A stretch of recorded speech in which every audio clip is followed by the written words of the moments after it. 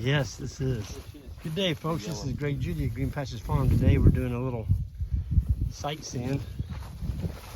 We took a break from selling heifers and steers, and we're walking up here to check on the Mangalitsa. How do you pronounce them? It's a Mangalitsa.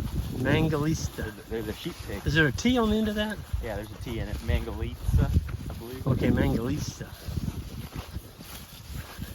It's a pig. Oh, look at the birds.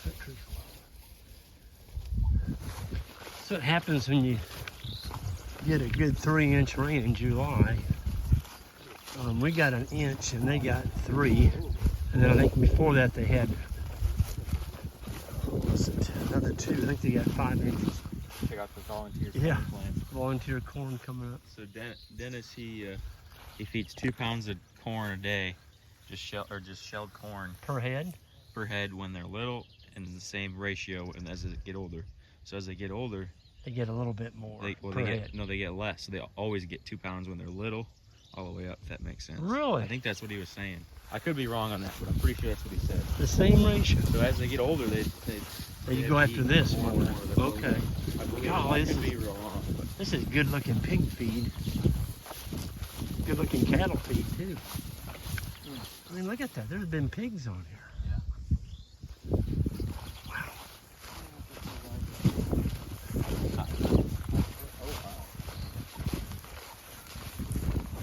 Yeah, that's it. The dreaded cocklebird. Oh, looks like a snake. Must be plugged into a quick coupler. that seems like it choked that dude out. Well, rubber, right? No, it's sitting on that steel. Oh, that's a steel hose washer. Oh, yeah. That's probably Crawling in there. Yep. That keeps the water. What is that? That's where he puts his corn on. Oh, he puts his corn on there. Yeah. And you can drag it around. Got a chain drag on it. Yep. Don't need anything super fancy. I think they're probably chained up. You notice anything about this paddock, folks? Hey there, boys. Look at the clover's been taken out. Yeah. Yep. They've eaten almost everything palatable. Yep. Pig. Look at those things. It looks like they came from that direction.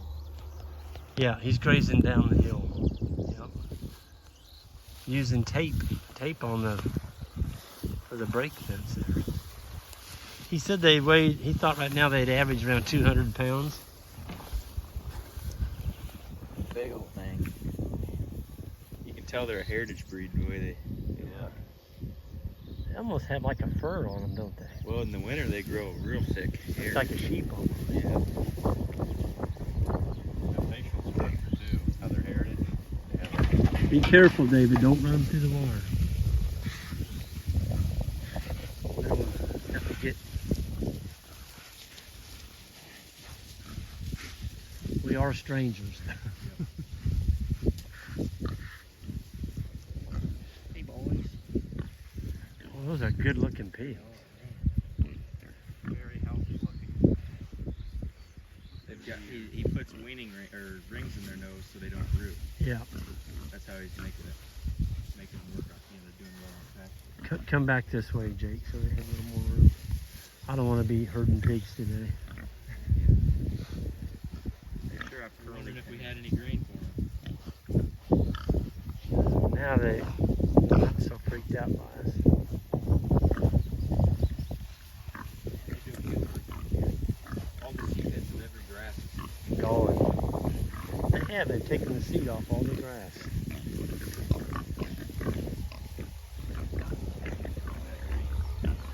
You know, they seem like they can take the heat pretty well. You know? Yeah, they're not panting. Normally, a lot of breeds would be panting about this time. It's not a really hot day.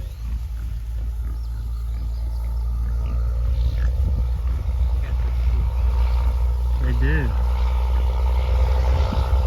Yep.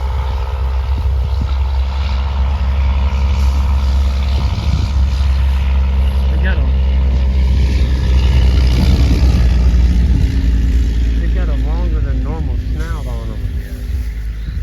They taste pretty good too. We had some ham and beans for lunch. Yeah. Oh It was delicious. Is that good? Did you guys get a bowl of that other stuff? No, I didn't. Oh, I had some chunks in there about that big of pork. Oh, it was tasty. Was it pork or beef, that other It's one? pork. Was Oh, it? it is, yeah, this pork from these guys. Man.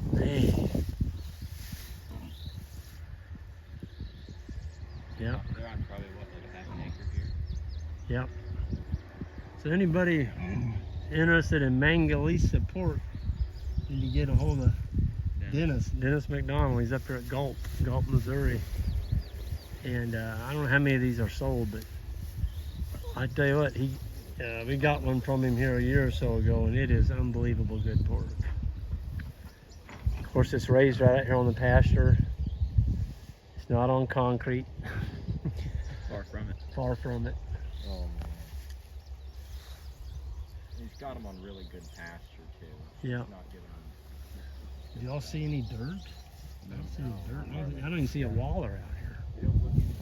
It really doesn't have. It's got the rings in the nose. Yep. Protecting his pasture. Yep. Doing a good job of grazing, they are.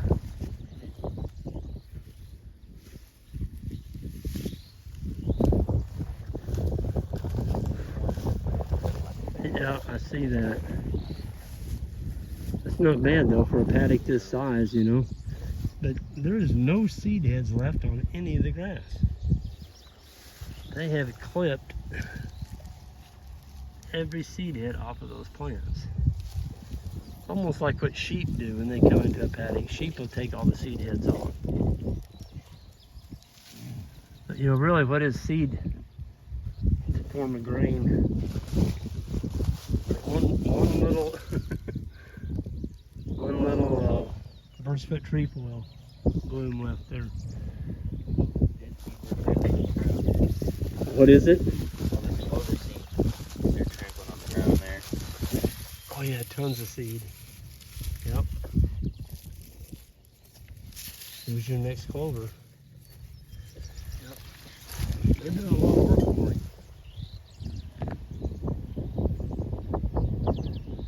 Here he comes. Man himself.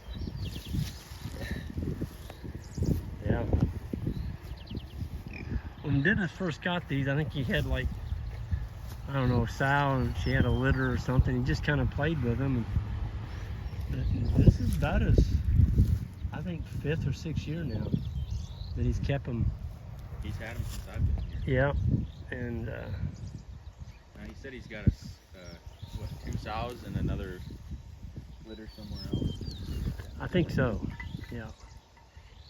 These are probably the feeder pigs out of that litter. Yeah. Boy, they're looking good. I'm surprised they can take the heat. It is hot out here. They got some shade and they got a nice breeze going. Yeah. Yeah, and without a wallow to get into. No walla. Nope. These are pretty tough with the heat, even in the north of Louisiana. Yeah. They prefer the cool. Well, here comes the man himself. So Dennis, how long you been running these Mangalisas? Oh, for about 3 years. About 3 years? What drew you into Mangalisas versus other pigs? They're different? I helped another guy get into the hog business, and I didn't think these were the kind of hogs he should have got into, but he got into them. So my grandson, to get him a little experience with a pig, I bought him 6 gilts. 6 Mangalisa gilts? Yeah, they were the swallow bellies. Okay. And so he'd had them for about a year, and he was having trouble keeping them in. I said, if you're gonna keep a pig in, you gotta be smarter than a pig. So just to show him that I could probably keep them in, I got 3 of them. And then we ate the rest, and then that was, I probably wasn't any better than him. You're just more determined. Well, yeah, you know, if something doesn't go right, I'm usually can go ahead and, you know, try a different scenario or something. So basically I had them back in the woods, and they're a little hard to control back there. So I brought them out where it was halfway level. And you know, everybody says, you know, they all need to be in the forest and the brush and the trees, but I get along a whole lot better out here because you know, when 80% of their diet is forage, and you're only giving them 2 pounds of grain a day, then you have to have a little bit better forage. So You got good forage. yeah, and they're just right here is where they should be moved today, or should have been moved yesterday. But anyway, they're going down. Good looking pasture down there. But basically, what this is it's kind of like a racetrack, Mm-hmm. and there's about there's 4 paddocks down there, and there's 4 here. So it takes you about a month to get back. So every week you give him a new paddock, and then you go to the next one. So this is the first time I've even mowed the pasture. Everything was really slow. The 1st of May getting going, and then all of a sudden in a week, you know, it got warm and everything just kind of blew up on me. So I was about a week, 10 days getting them out here, and so everything kind of blew up on me, and so that's the reason we had to come in with a brush cutter and brush cut it. Okay. So can you clarify the 2 pounds of grain? Was it, you give that even when they're little, right? Well, Way up, or what was it? you know, when they're little, you know, they might eat a ½ pound, Okay. but never over 2 pounds. Okay. And so, like during the winter, they get their 2 pounds of grain. I mean, you know, they're 100 or 125, 150. They're still getting 2 pounds of grain, but then I bed them with hay, and when I used to have sows, when I would bed them with any bedding material, they would eat it. And so you just kind of kept adding it back in. So that's kind of, they'd eat the bedding material, and I'd throw more hay back in. So, and so. Can they take the cold weather pretty well? Oh yeah, they had. Well, let's see. It was about the end of June. I was going around, and I had a video of them. I plucking the hair at them. You think I was plucking a chicken, or you know, you just reach down, you just grabbed hair. I mean, they got hair that must be that long. In the wintertime? Yeah. Wow. So they winter better than a normal pig by far. Yeah. They're really tough. I mean, they could handle most people. There's a guy up in Michigan. He just leaves them out. He puts a bale of hay out and just lets them lay. And they'd rather, you know, if they had something to lay in, they'd rather do that than they'd go into a building. So, yeah, they're pretty tough. How hot is it today? 90? It's hot. Those hogs came out of there. I thought they were going to go through that fence because we kind of surprised them. But they all just made a circle around us and looked at us and went back and laid down. Yeah, I come out here about 2 days ago. I was going to feed them. What I do is just run over the electric fence. Yep. And so I come up here, and I've got where's that? Right over there. They've moved it, but that's usually where I bring them up here and feed them. I didn't have any feed for them. So I thought, well, I'll just take out and go back and, you know, run over the fence. And they followed me. I'll crawl over the fence. They went right underneath of it. They all followed me out. Oh man. So I calls up my helper, and I said, bring out some corn out of here. So he come out, and we parked by the fence, and we kind of lifted the fence up and put some grain in front of it. And they all come sliding under, and they stayed in. So, yeah. And that's one reason I parked way over there, because I didn't want to entice them. It's been a couple of weeks ago. I didn't feed them, you know, until really late. They were working their way. They were going to come see where I wasn't here. So. Like, where's Dennis and where's our corn? Yeah, So you're not giving them any protein, just shell corn. No protein. So. They're getting the protein out of the grass, I guess. Yeah, All the legumes. Clover and Yep. legumes, so. No salt or mineral, Dennis? I've got a premix that I mix it with a little bit of, well, I'm mixing with some bran at the moment. I did have a little bit of ground feed, but it's like 3 pounds of ground feed in the premix, and I throw it on that platform over there so they can at least find it. So that, you know, wild, I mean, they're as close to wild pigs as you're gonna get. Yeah, they look like. Okay, and everything, you know, we're not in a hurry, because it says it takes about a year, you know, year and a half or year and a couple months, and that's basically what it takes To get them up to 200 and what? Well, they're probably 230, 240, you know. When these get butchered, they'll be from 140 pounds dress weight to 160. Okay. So Well, I can testify the meat is really good. it's not like your regular pork. No. They have a lot more fat in the meat too, doesn't it, than a normal Well, yeah, but that was one of the reasons they're a lard hog, and you know, lard used to be a prized possession. You know, back 70, 80 years ago. I mean, lard was what people raised pigs for, and then they came out of favor because everybody wanted a meat animal. They wanted the meat, and so you know, I knew kind of what I was dealing with. I thought, well, I'll just make them eat a lot of grass, and that'll take care of the Slim them up. the fat issue. But Yep. it really didn't. I mean, they'll up on their back fat. They'll have that much back fat. It's so. good fat too. I can attest to that. Yeah. I had some pork chops from these pigs, and And you know, Talk about a feast. then you got, well, with the COVID deal, we had to butcher. We had about 14, 15. We had to butcher 7 of them ourselves, just so, because we couldn't get a slaughtering.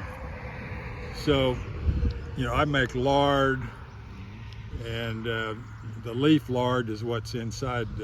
I mean, that's what they really. The Mangalitsa leaf lard is the best for making pastries and stuff.